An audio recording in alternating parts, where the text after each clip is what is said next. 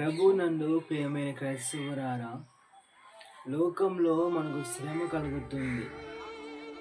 క్రైస్తవులైనందుకు ఆ పేరును బట్టి మనం ప్రభువుని మహిమపరచి మనం జీవించాలి.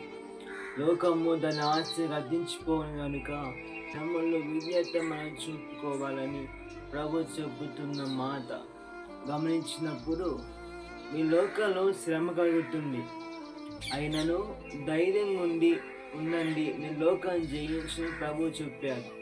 యేసు ప్రభు వారు 33.5 సంవత్సరం ఈ లోకాన్ని జీవించినప్పుడు ఆయన సిలువలో చూపిన విధేయత, సిలువలో చూపిన తగ్గింపు జీవితం మనం గమనించినప్పుడు అది ఎంతో మనకు అది ఆశీర్వాదకరంగా కనబడతా ఉంది.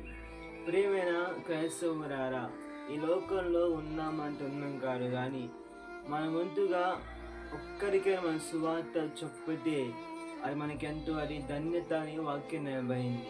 లోకంలో శ్రమ కలుగుతుంది, అయినా ధైర్యంగా ఉండాలని దేవుడు ధైర్యపరిచే మాట